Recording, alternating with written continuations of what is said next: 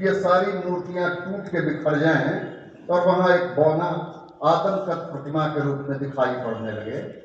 तो इसमें बढ़िया तरीका ये निकाला उन्होंने कि गांधी को अम्बेडकर से लड़ाओ, भगत सिंह को गांधी के सामने खड़ा करो और दोनों पे आक्रमण करने के लिए उनका इस्तेमाल करो, और ये मूर्तियां जब टूट जाएं तो उस पर बौना जो है आदमकद प्रतिमा के रूप में इतिहास के अंदर मुस्कुराता हुआ नजर आए।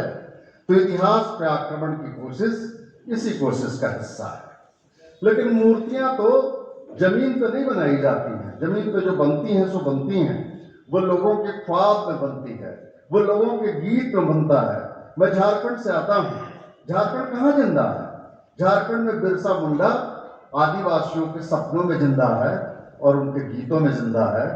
और जैसे हिंदुस्तान के ऐसे अंदर जो तमाम क्रांतिकारी हैं वो अपने लोगों के सपनों में जिंदा रहते हैं, इसीलिए उनका मारा जाना मुश्किल है। अब जब हिंदुस्तान के इस ख्वाब के ऊपर आक्रमण है तो इस आक्रमण के खिलाफ हमको भी एक ब्रॉडली एग्रीएबल मोर्चे की जरूरत है, और इसीलिए यहाँ दलगत सीमाओं से ऊपर उठ के जो समता, स्वतंत्रता, न्याय के मूल्य में विश्वास रखते हैं उनकी व्यापक एकता के पहल की जरूरत है। गो कि ये मौका हिंदुस्तान की कम्युनिस्ट पार्टी के 100 साल पूरे होने का मौका है, लेकिन हिंदुस्तान की कम्युनिस्ट पार्टी के सपने से अलग नहीं है वो तमाम चीजें जिसमें गांधी और भगत सिंह साथ साथ मौजूद हैं। कभी कभी मैं गांधी और भगत सिंह के बारे में सोचता हूँ, आस्तिक गांधी और नास्तिक भगत सिंह। आस्तिक गांधी और नास्तिक भगत सिंह दोनों हिंदुस्तान के अंदर सेकुलर इंडिया का ख्वाब पाले हुए थे। उस सेकुलर इंडिया के ऊपर जब फांसीवादी ताकतों के द्वारा बड़े पैमाने पर प्रहार की तैयारी चल रही है तो क्या हम गांधी और भगत सिंह के बीच अंतर विरोध की तलाश करेंगे, या उनके द्वारा छोड़ी गई जो सेकुलरिज्म की साझी जमीन है उस पर खड़े होकर हम इस फासिज्म का मुकाबला करेंगे? यहाँ गांधी जी और यहाँ भगत सिंह भी दोनों हमारे साथ खड़े हैं। भगत सिंह के समाजवाद के सपने की बात जाने दीजिए, ग्राम स्वराज पे आधारित गांधी का जो सपना है वो भी भूल उठित है, और दुनिया के संसाधनों पे कब्जे के लिए जब आक्रामक साम्राज्यवाद अपने आक्रामक अभियान पर निकला हुआ है तो हम गांधी और भगत सिंह के द्वारा साम्राज्यवाद के विरोध की जो साझी जमीन है उस जमीन पे खड़े होकर हम अपने संसाधनों की रक्षा के लिए लड़ेंगे। ये जमीन गांधी की भी जमीन है और यही जमीन भगत सिंह की भी जमीन है। रही बात हिंसा और अहिंसा की, तो ये हिंसा और अहिंसा का जो मसला है दोस्तों, क्या भगत सिंह ने कहा कि वो हिंसा में विश्वास करते थे? भगत सिंह ने कहा कि क्रांति बम और पिस्तौल का दर्शन नहीं है, क्रांति की तलवार विचारों के शांत तेज होती है। कुछ लोग सोचते हैं कि सेंट्रल असेंबली के अंदर जो बम फेंका गया, जो हमारे अति क्रांतिकारी दोस्त हैं वो सोचते हैं कि ये एक गुरिल्ला कार्रवाई थी। अच्छा, दुनिया के अंदर जो कामयाब गुरिल्ला कार्रवाई है उसकी शर्तें क्या है? दुश्मन की ज्यादा से ज्यादा कैजुअलिटी और अपने लिए सेफ एस्केप। बम की पोटेंसी को बढ़ा के वहां दुश्मन के कैजुअलिटी की गारंटी तो हो सकती थी ना, लेकिन वहां बम के पोटेंसी को बढ़ाया नहीं गया, वहां कोई कैजुअलिटी नहीं है, और सेफ एस्केप भागने की तो कोशिश ही नहीं हुई। वहां एक नौजवान लड़का खड़े होकर नारा लगा रहा था। इसीलिए बेशक ये गुरिल्ला कार्रवाई नहीं, एक जन कार्रवाई थी। और कभी कभी मैं सोचता हूं कि दूसरों की जान लेने के बजाय खुद अपनी जान दे के अपनी बात सुनाने की जो जिद है ये गांधी के हिंसा से भी बड़ी हिंसा है। इसीलिए कृपया इस तरीके के टकरावों की जरूरत नहीं है। क्या कह रहे हैं आप अम्बेडकर के बारे में? कह रहे हैं कि गांधी जैसे इस देश के दलितों और शूद्रों के सपनों के साथ नहीं थे, अम्बेडकर थे। क्या अम्बेडकर और गांधी के बीच कोई गहरा अंतर विरोध है, कोई असहमति है? मेरी समझ में असहमति है। कैसी असहमति है? गांधी अपने करुणा के वशीभूत दलितों के घर तक पहुंचे और उनकी करुणा ने उनके हृदय में जो सक्रिय सहानुभूति पैदा की, उस सक्रिय सहानुभूति ने गांधी को इस देश के दलितों के साथ खड़ा कर दिया। और अम्बेडकर भोक्ता है, गांधी दृष्टा है। गांधी देख के पहुंचे हैं वहां और अम्बेडकर भोग के पहुंचे हैं। भोग के पहुंचने वाला यथार्थ के कुछ ज्यादा नजदीक होता है।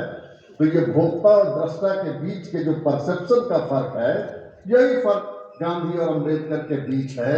लेकिन कृपया याद रखें, यह नॉन एंटागोनिस्टिक है, इसमें कोई वैर भावपूर्णता नहीं है, जैसा कि आज दिखाने की कोशिश की जा रही है। इसीलिए इन तमाम बातों को आज बहुत ही गहराई से समझते हुए हिंदुस्तान के ख्वाब के ऊपर जो आक्रमण है, उस आक्रमण का मुकाबला हमको करना चाहिए।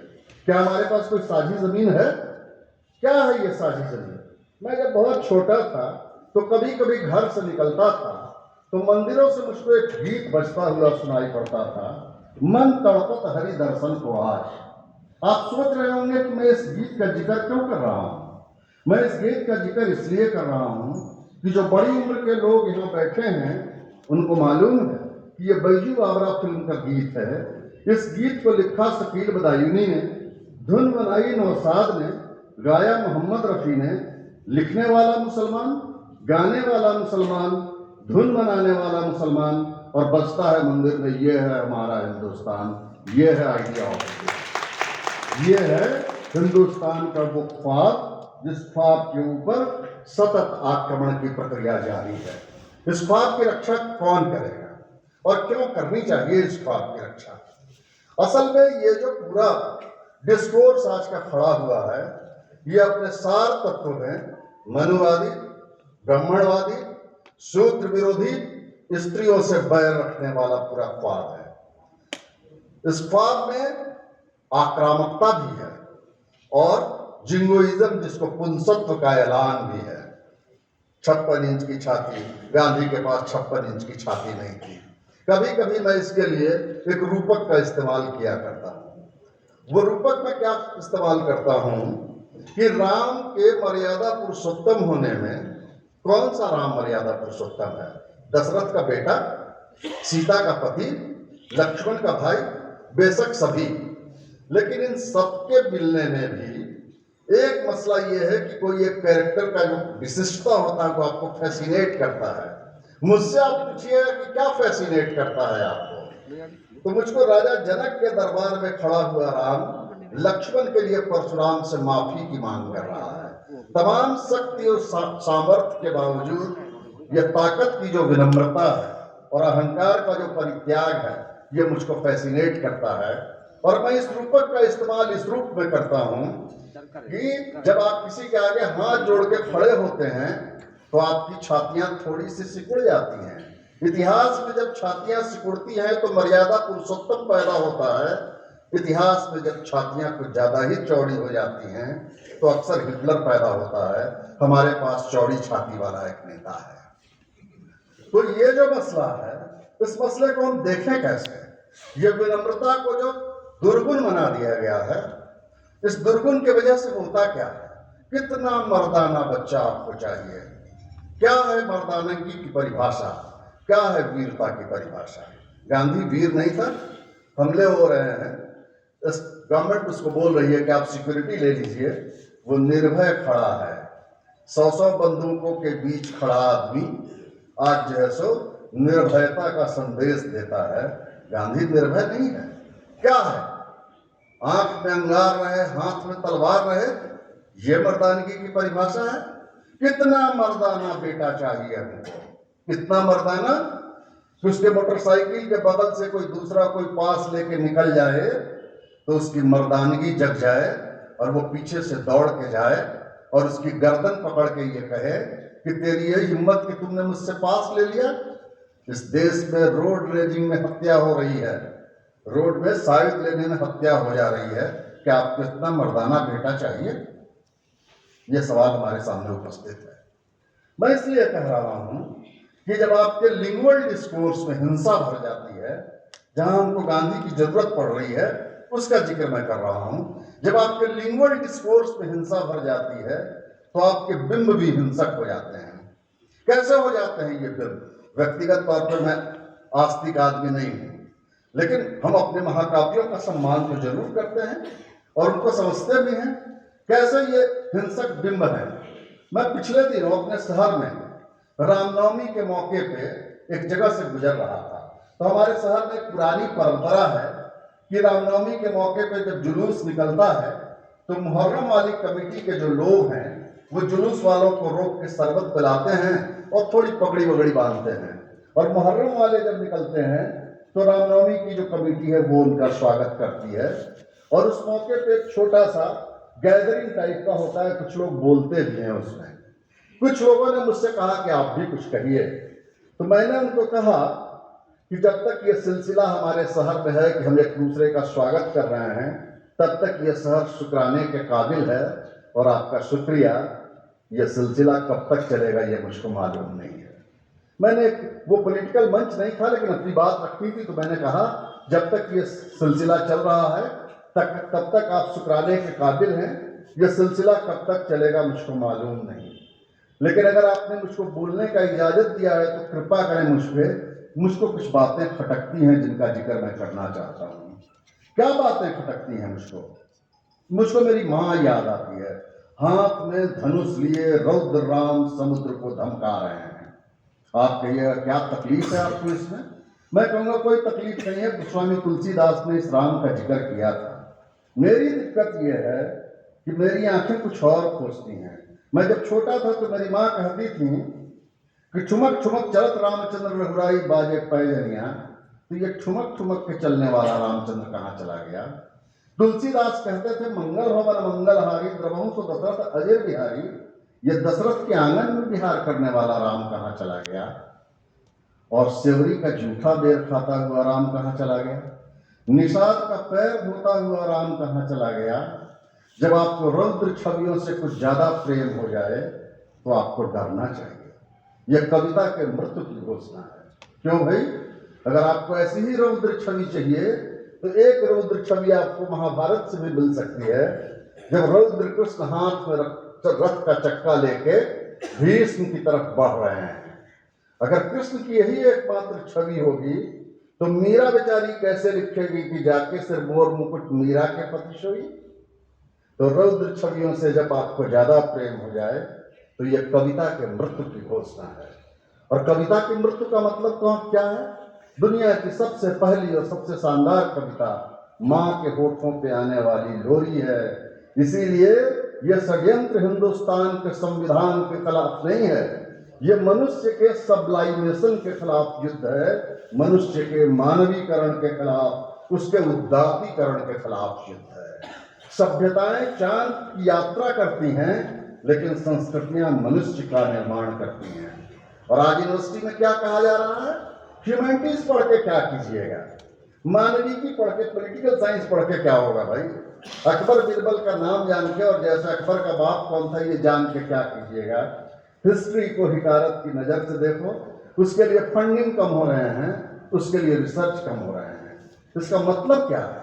इसका मतलब यह है कि संस्कृतियां आपको मनुष्य बनाती हैं, और मनुष्य सवाल करता है, मनुष्य प्रेम करता है, मनुष्य दया करता है, मनुष्य विद्रोह करता है। इस एक्सेसिव कॉर्पोरेटिज्म की दौर में दया करने वाला, रैशनैलिटी की बात करने वाला मनुष्य जो है सो सुपर प्रॉफिट के लिए घातक है। उनको एक रोबोटिक आदमी चाहिए, दक्ष। विज्ञान पढ़िए, विज्ञान पढ़िए, विज्ञान पढ़िए, कविताएं मत पढ़िए। कविता पढ़ के आप मनुष्य हो जाते हैं और आप सत्ता के लिए खतरा उपस्थित करते हैं। तो ह्यूमैनिटीज के ऊपर जो पूरा अटैक है, इस अटैक के पीछे रीजनिंग यही है। तो ये दौर है, ये दौर जो है सो न सिर्फ हिंदुस्तान के संविधान के खतरे में पड़ने का दौर है, बल्कि मनुष्य के रूप में हमने अंधेरे से लड़ते हुए जो प्रकाश की भूमि अर्जित की, उस प्रकाश के भूमि में जहाँ प्रेम के मूल्य और करुणा के मूल्य अपवाए, और उन्हीं मूल्यों के गर्भ से कविताओं का जन्म हुआ, कलाकृतियों का जन्म हुआ और संस्कृतियों का जन्म हुआ, उस सारे मूल्य के ऊपर आक्रमण है। इसीलिए संकट में हिंदुस्तान ही नहीं है, बल्कि मनुष्यता संकट में है। हिंदुस्तान का संविधान नहीं, बल्कि मनुष्य होना संकट में है। क्यों है आप मनुष्य? इसलिए कि आप गाते हैं, इसलिए कि आपके आंख में ख्वाब चमकते हैं। किसी शायर ने कहा कि हर ख्वाब के बदले खून चुकाना पड़ता है, आंखों के ये शौक बड़े खर्चीले हैं, सस्ता काम नहीं है सपना देखना, और सपना देखने का जो हिम्मत है वही आपको मनुष्य बनाता है।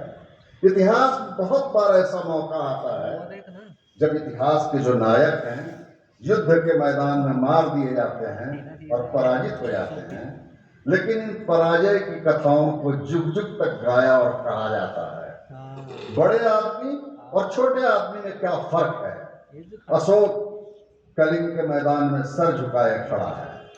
युद्ध अगर आपके सर पे लाद दिया जाए तो आपको कभी कभी करना पड़ता है, लेकिन युद्ध में रक्तपात होती है, युद्ध में हिंसा होता है, लाशों के ढेर के बीच इतिहास का जो महानतम शख्स है वो संतप्त और शोक के साथ सिर झुकाए खड़ा रहता है, और जो ओछा आदमी होता है वो विक्ट्री को सेलिब्रेट करता है। युद्ध दोनों बार होते हैं, दुश्मन मारे जाते हैं, लेकिन आप उसको रिसीव कैसे करते हैं, उसको देखते कैसे हैं? युद्ध जश्न का विषय है या संताप के साथ सर झुका के खड़े रहने का विषय है? ये प्रश्न आपके आगे उपस्थित है और इन प्रश्नों का उत्तर हमको चाहिए। तो ये जो सवाल है ये बड़े सवाल है। तो हम पूरा भाई क्या किया आपने? हमारे राम के लिए जिन पदों का इस्तेमाल किया गया उन पदों में उनके शौर्य की जितनी प्रशंसा नहीं की गई, उससे ज्यादा उनके लिए जो पदावलियां रची गई उसमें कहा गया दीन बंधु दीनानाथ करुणा सिंधु करुणा अवतार। करुणा सिंधु ले लिया, करुणा अवतार ले लिया, दीन बंधु दीनानाथ ले लिया और एक धनधर और आक्रामक राम दे दिया। ये हुआ इस दौर में और यही किया जा रहा है हमारे साथ। तो ये एक बहुत ही भयानक संकट का समय है। हमारा मुल्क हमारे हाथ से निकल रहा है, नागरिक होने का बोध खतरे में पड़ा हुआ है। क्या है इसका मतलब? मैं जब छोटा था तो मेरी माता जी कहा करती थी कभी कभी, कह रहे भाई उधर मत जाओ, डराने के लिए पुलिस पकड़ लेगा। छोटा होने के बावजूद ये बोध था, नागरिक बोध। हम कहते थे कुछ नहीं किया ऐसे ही पकड़ लेगा। मतलब 10 साल का एक बच्चा जानता था कि उसने कुछ नहीं किया है, वो इस देश का स्वतंत्र नागरिक है, ऐसे ही पुलिस पकड़ लेगी। आज आप बोल सकते हैं क्या कि ऐसे ही उसको पकड़ लिया जाएगा? तो ये मुल्क का हाथ से निकलना नहीं है तो क्या है? टुकड़ों टुकड़ों में आपके हाथ से आपका मुल्क फिसलता जा रहा है। आपकी आज़ादी फिसल रही है और आज़ादी कितनी कीमती चीज़ है, कैसे खरीदी गई है आज़ादी और इसकी कीमत क्या थी? हिंदुस्तान के किसानों के, हिंदुस्तान के नौजवानों के तरुण रक्त से भारतीय स्वतंत्रता संग्राम के गौरवमय अध्याय रचे गए। उसमें आप कहाँ थे? उस समय आप कहाँ थे? बंच ऑफ थॉट्स कहाँ था? उनकी सोशल पोजीशनिंग क्या थी? ये सारे इतिहास के सवाल हैं और इसीलिए इतिहास डराता है। तो इतिहास डराता है तो इतिहास पे आक्रमण करो। तो ये इतिहास, लेकिन इतिहास सिखाता भी है। क्या सिखाता है? इतिहास कहता है ये कोई पहला मौका नहीं है जब मनुष्यता के ऊपर इतना बड़ा संकट आया है। इससे पहले भी संकट आए थे और मनुष्य जाति ने उससे मुकाबला करके इस संकट को पराजित करके नई दुनिया का निर्माण किया था। इतिहास पढ़ा जाता है इसलिए इतिहास रचना पड़ता है। हर आदमी को अपने हिस्से का इतिहास रचना पड़ता है। तो ये जो एक पॉलिटिकल क्राइसिस है उसका तो मैं जिक्र कर ही रहा हूं। दूसरा जो बाजार का आक्रमण है और जिसका सांप्रदायिकता के साथ गहरा गठजोड़ है और जो निर्लज्जता पूर्वक हिंदुस्तान के संवैधानिक संस्थानों को नष्ट करते हुए एक ऐसे कॉकटेल का उसने निर्माण किया जिसमें पीपुल्स मैंडेट को हर लिया जा रहा है, लूटा जा रहा है। सिर्फ ईवीएम हैकिंग का मसला नहीं है, उसमें जैसे रिलीजन और जैसे कारपोरेट का कॉकटेल भी है और साथ में जैसे इंडियन कॉन्स्टिट्यूशनल इंस्टीट्यूशन के इंडिपेंडेंस को थ्रेटन करने का खतरा भी है। तो ये सब शामिल है और इसी कॉकटेल के द्वारा मैंडेट मैनेज किया जाता है। ये मैंडेट मैनेजमेंट क्या है दोस्तों? मैं कभी कभी सोचता हूँ ये मैंडेट, लोग कहते हैं कि मोदी जी ने खरीद लिया मीडिया को, गलत है। आप कहेंगे क्यों गलत है? सारी मीडिया तो उनकी प्रशंसा कर रही है। मोदी जी इस देश के अंदर का जो कारपोरेट है उसके पॉलिटिकल प्रोड्यूस हैं और जो माल बनाता है वो माल बेचने का जिम्मा लेता है। लहर और पेप्सी खुद को नहीं बेचते हैं, लहर और पेप्सी को बनाने वाले मार्केट में आक्रामक विज्ञापनबाजी के जरिए से उसको बेचते हैं। वो कहते हैं यही है राइट चॉइस बेबी, हम लोग सब बेबी हैं, राइट चॉइस पेप्सी है। चचा अमेरिका में रहते हैं, इसको पीजिए और पी के गटागट जेंटलमैन हो जाइए। तो ये तो आपने पॉलिटिकल प्रोड्यूस लॉन्च किया जिसका नाम मोदी था, वो बिका, पेप्सी बिका तो मुनाफा आया, ये पॉलिटिकल प्रोडक्ट बिका तो क्या आया? हिंदुस्तान के बंदरगाह आए, हिंदुस्तान का आसमान आया, हिंदुस्तान का जमीन आया, हिंदुस्तान का कोयला आया। इसीलिए जिसने प्रोड्यूस बनाया उसने प्रोड्यूस को मार्केट किया। तो इसीलिए मैं कहता हूं कि ये मोदी नहीं है जो मीडिया मैनेज कर रहे हैं, ये वो हैं जिनके पॉलिटिकल प्रोड्यूस का नाम मोदी है। तो ये जो संकट है, ये संकट कैसे लड़ा जा रहा है? आभासी दुनिया आजकल हम बहुत कहते हैं। क्या है ये आभासी दुनिया दोस्तों? मैं यहाँ खड़ा होकर आपसे बातचीत कर रहा हूँ, ये वास्तविक यथार्थ है। मेरे कुछ दोस्त यहाँ कैमरा लेके खड़े हैं, उस कैमरा के जरिए से वो जैसे फेसबुक पे इसको लाइव कर देंगे, मैं सैकड़ों स्क्रीन पे मौजूद हो जाऊंगा। स्क्रीन पे मेरी मौजूदगी वर्चुअल रियलिटी है और यहाँ हॉल में मेरी मौजूदगी रियल रियलिटी है, असल रियलिटी है। अब इसके बीच में झंझट कहाँ है? इसके बीच में झंझट ये है कि आभासी दुनिया वास्तविक दुनिया को कभी कभी हरा देती है। कैसे हराती है? वो कहते हैं आम का असली मजा जो है वो माजा में, इन बिटवीन द लाइन्स कुछ और लिखा हुआ है। आम का असली मजा आम में नहीं है, वो लिखा हुआ नहीं है, लेकिन उससे ध्वनित यही होता है कि आम का असली मजा कहाँ है? माजा में है। अगर माजा में है तो आम में नहीं है। और फिर ये फलीभूत कैसे होता है? कोई बच्चा वो जैसे किसी मेट्रो सिटी में पैदा हुआ, उसने आम का पेड़ नहीं देखा, उसकी माँ ने उसको आम खाने के लिए दिया और बच्चा कहे कि आम बढ़िया नहीं है। माँ पूछे कि क्यों भाई? तो जवाब में बच्चा कहे माजा जैसा नहीं है। आम के टेस्ट का निर्धारण जब माजा करने लगे और आम कोने में सहमा हुआ खड़ा दिखाई दे, तो आपको समझना चाहिए कि वर्चुअल रियलिटी ने रियल रियलिटी को टेक ओवर कर लिया है। तो ये टेक ओवर का जमाना है, ये बड़ी चुनौती है। इस संकट से कौन बचाएगा? गीत बचाएंगे। इस संकट से कौन बचाएगा? कविताएं आपकी रक्षा करेंगी। इस संकट से कहानियां आपकी रक्षा करेंगी, इसीलिए कि वो आपके मनुष्य होने के शर्त का निर्धारण करती हैं। तो ये है संस्कृति की भूमिका, ये है कहानी की भूमिका, ये है गीतों की भूमिका। हमारे यहाँ आदिवासी लोगों के बीच एक कहावत है कि नाची से बाँची, जो नाचेगा वही बचेगा, जो नाचेगा वही बचेगा। और ये देखिए सोचने का तरीका, वो लोग हमारे यहाँ कहते हैं कि सहिया के घर बड़ी दूर, जरा धीरे चलो। जनता हमको सिखाती, कह रहा है कि उसका घर बहुत दूर है, धीरे चलिए। अरे हम लोग कहेंगे कि जैसे उसका घर बहुत दूर है, इतना धीरे धीरे चलोगे तो कब पहुंचोगे? तो फिर उनको कभी कभी गाली भी समझ में आ जाते हैं, आशिकी शब्द तलब और तमन्ना देता है। तो ये जो कहता है धीरे चलने के लिए, वो असल में जिंदगी को एड्रेस कर रहा है। नहीं, आशिकी सब्र तलब और तमन्ना पे जा रहा है। जितना जल्दी चलोगे इतना पकाओगे तो थक जाओगे। बहुत दूर और लंबी यात्रा है। इसी लंबी यात्रा के क्रम में हम 100 साल का इतिहास पूरा करके यहाँ पहुंचे। क्या हम जीत गए? इसका जवाब बड़ा जटिल है, इसका जवाब बड़ा जटिल है। हाँ भी और नहीं भी।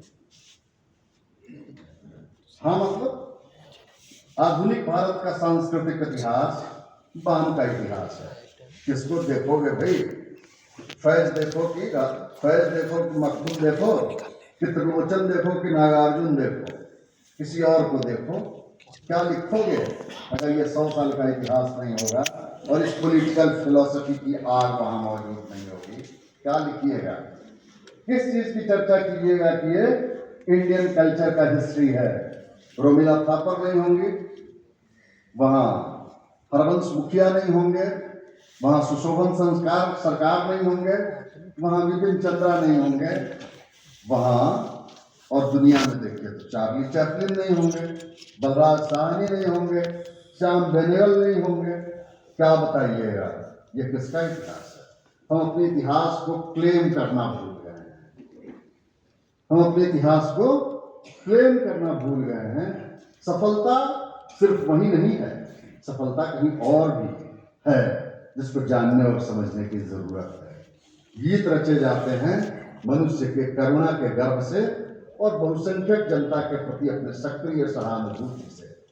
ये जो नेशनलिज्म है इंक्लूसिव होगा कि एक्सक्लूड करने वाला होगा, और ये जो नेशनलिज्म है इसको नेशनलिटी का सपोर्ट होगा और इसके पीछे मोहब्बत की ताकत होगी, ये घृणा से संचालित होगा। हिंदुस्तान का एक नक्शा बना हुआ है, उसमें एक सुंदर सी औरत हाथ में त्रिशूल लेके खड़ी है। लोग कहते हैं कि यह भारत माता है। काश की भारत माता इतनी ही खूबसूरत होती तो कितना अच्छा होता।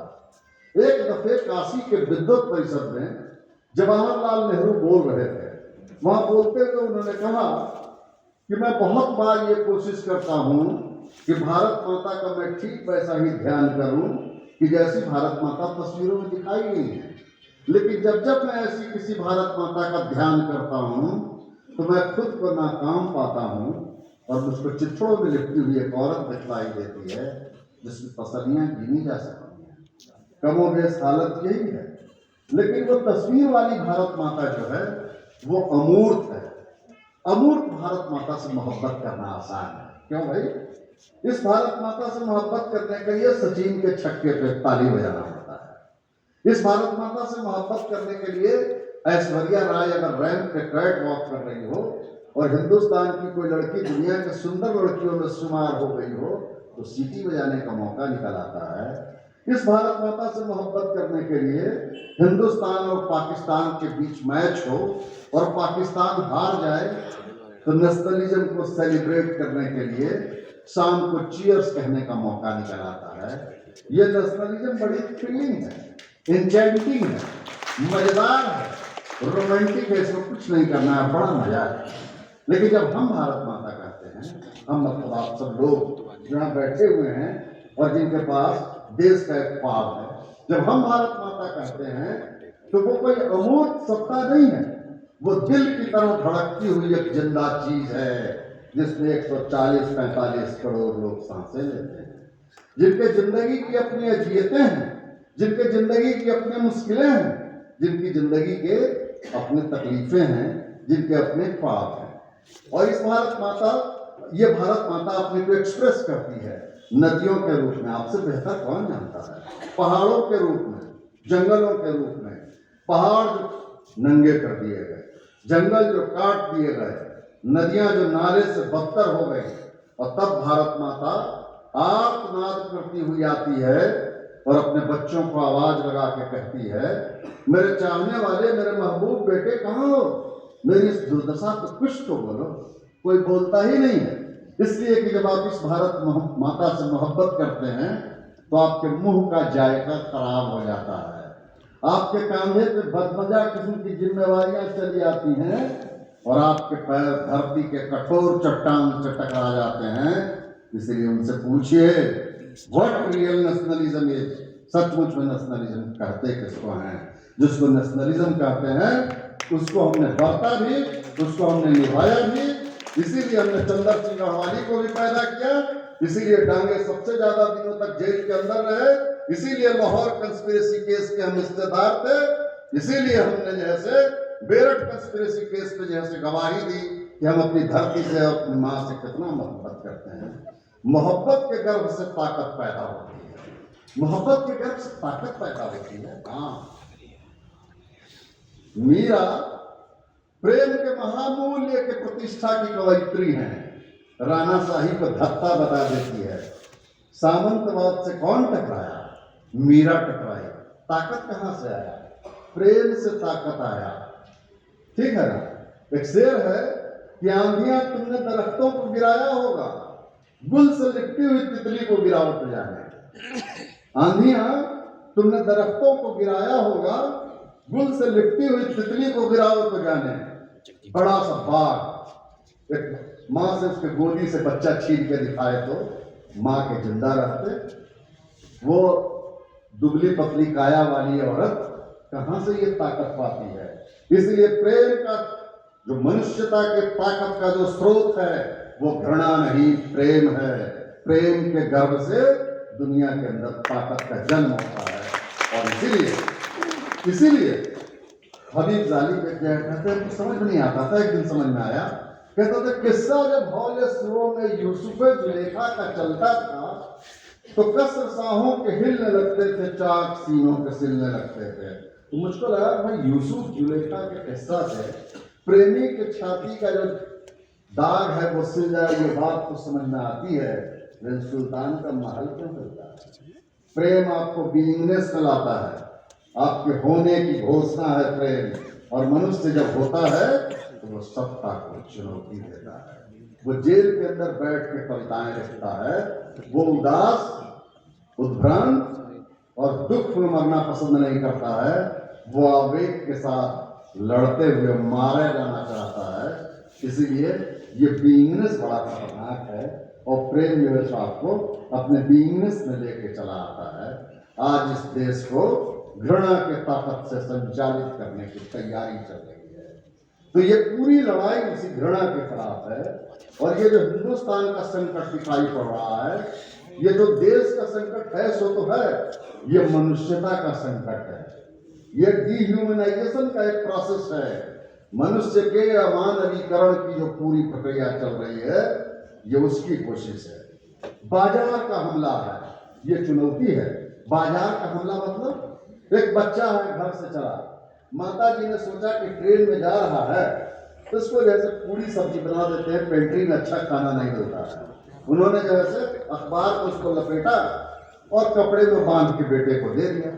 बेटा ट्रेन में चढ़ता है, वहां 4 लड़कियां मान लिए बैठी हुई हैं दिल्ली यूनिवर्सिटी की, अमेरिकन स्टाइल का अंग्रेजी बोल रही हैं, रैंगलर का जींस है, रेबन का जूता है, रेबन का चश्मा है, रिबॉक का जूता है, मांटो कार्लो का सूटर है। वो बच्चा बेचारा सोचता है कि इसके सामने पोटली हम खोलेंगे तो ये तो हमको बड़ा बैकवर्ड समझेगी। तो वो चुपचाप 8 आने का आलू 10 रुपया में अंकल चिप्स के नाम पे लेके खा के जेंटलमैन हो जाता है। माँ की ममता भी है, पेट में भूख भी है, तब भी पोटली बंधा का बंधा रह जाता है और अंकल चिप्स बिक जाता है। This is the dictation of the market. ये है मार्केट का आदेशात्मक होना। तो इसको बाजारवाद कहते हैं। बाजार आपको अपने डिक्टेशन पे लेता है, वो आपको आदेश देता है और वो आपके आदेश का मानकीकरण करता है। जब वो छोटा था तो मेरी माँ कहती थी कि रूखा सूखा खाए के ठंडा पानी पियो और देख पराई चुपड़ी मत ललचाओ जीव। अगर आप नहीं ललचाइएगा तो बाजार में जो अनाप शनाप चीजों की भीड़ लगी हुई है उसका खरीदार कहाँ से आएगा? आपकी अतृप्ति और तृष्णा के रेगिस्तान में इस बाजार का विस्तार है। वो आपको कंटेंट नहीं होने देता है। पहले हम कहते थे कि फलाने के दुकान की लस्सी इतनी अच्छी कि एक दफे पियो तो दिन भर मिजाज बना रहता है, फिर पीने का मन नहीं करता, एकदम तबीयत ठीक रहती है। अब वो कहते हैं इतना अच्छा, कितना अच्छा, इतना अच्छा कि एक बार पियो तो फिर पीने का मन करता है। ये दिल मांगे मोर। पानी प्यास बढ़ाने के लिए नहीं, पानी प्यास बुझाने के लिए नहीं, पानी प्यास बढ़ाने के लिए। जब पानी आदमी के प्यास को आग लगाने लगे तो तृप्त और तृष्णा के रेगिस्तान में आध्यात्मिक रूप से शून्य होके मर जाने के अलावा आपके पास क्या विकल्प बचता है? इसीलिए मनुष्य के रूप में ये मनुष्यता के मृत्यु का ऐलान भी है। इसीलिए संकट गहरा है, लेकिन इस गहरे संकट में भी उम्मीद का दामन छूटता नहीं है। और उम्मीद का दामन नहीं छूटता, इसीलिए आप मनुष्य कहे जाते हैं। इसीलिए आप मनुष्य कहे जाते हैं।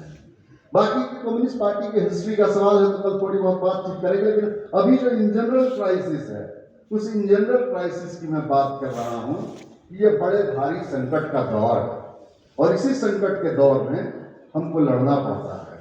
ये जो गर्व बोध परेशा जा रहा है, कहाँ से आता है ये गर्वबोध?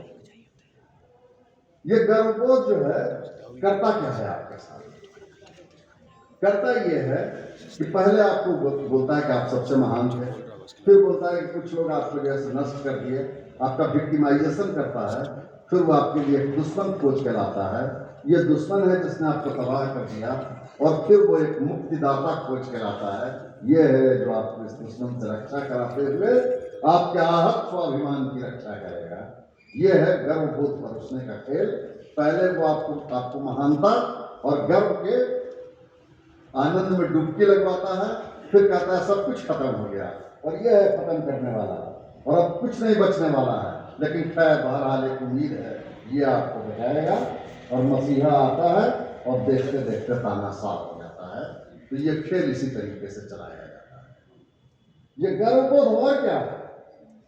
दुनिया के अंदर सबसे जो बढ़िया प्रोडक्ट है उसके बाई प्रोडक्ट होते हैं। दुनिया में कोई ऐसा प्रोडक्ट है जिसका बाई प्रोडक्ट ना हो? प्रकृति की सर्वोत्तम रचना मनुष्य है और उसका बाई प्रोडक्ट क्या है? थूक है, टकार है, मल है, मूत्र है। हिस्ट्री को रियल सेंस में समझने का क्या मतलब होता है? क्या कैसे हिस्ट्री को समझें? हिस्ट्री को रियल सेंस में समझने का मतलब ये होता है कि हम मेन प्रोडक्ट को तो क्लेम करेंगे कि जब सारी दुनिया बर्बरता के युग में जी रही थी तो हमने सभ्यता के प्रथम ऊषा का आलिंगन किया, हमने कनाद को पैदा किया, हमने अनुवाद के सिद्धांत का प्रतिपादन किया। लेकिन बाई प्रोडक्ट था सती प्रथा हमने पैदा किया, बाल विवाह हमने पैदा किया, वर्णाश्रम हमने पैदा किया और जो हमने पैदा किया उससे हम ही लड़े। राम मोहन राय भी हमने पैदा किया, हमने विवेकानंद पैदा किया, हमने दयानंद सरस्वती पैदा किया, हमने कबीर की विदग्धता पैदा की, हमने भक्ति के आंदोलन की उस अजस्र धारा का जन्म दिया जिससे हम टकराए। तो इतिहास दृष्टि इसका नाम है। इस इतिहास दृष्टि में समीक्षात्मक मूल्यांकन होता है। आपकी इस इतिहास दृष्टि को नष्ट करके जो आपको अंधा बनाने की तैयारी है, इसी अंधत्व के गर्भ से अंधभक्त पैदा होते हैं। किसी ने कहा है कि अध्यात्म में भक्ति मुक्ति का रास्ता है और राजनीति में भक्ति तानाशाही का रास्ता है। अध्यात्म में जो अध्यात्म है उसमें भक्ति जो है वो मुक्ति का रास्ता है और राजनीति में भक्ति जो है वो तानाशाही का रास्ता है। तो हम अपने बच्चों से बात करें, कला और सांस्कृतिक गतिविधियों को तेज करें, अपने इतिहास को उन पुरखों की तरफ लौटने की कोशिश करें और अपने अंदर उस अद्वितीय साहस को पाएं। कौन सा साहस था वो? फैज कहते हैं कफस है फकत बस में तुम्हारे, जेल खाना तुम्हारे कब्जे में है, नहीं है बस में तुम्हारे फसले गुल पे बहार का मौसम। तुम मालिक हो दुनिया को और ये जेल खाना तुम्हारे कब्जे में है, लेकिन बुलबुल का चहकना तुम्हारे कब्जे में नहीं है, कलियों का खिलना तुम्हारे कब्जे में नहीं है। तुम्हारे कब्जे से बाहर एक बहुत और विशाल दुनिया है जो अपनी सौंदर्य चेतना से भरपूर है। ताकत का स्रोत वहाँ है। फैज को जेल में रहने की ताकत देता है। कहता है कफस है फकत बस में तुम्हारे, नहीं है बस में तुम्हारे फसले गुल पे बहार का मौसम। और जूलियस रोजनबर्ग को जब फांसी चढ़ाया जाता है, क्या ताकत देता है प्रेम।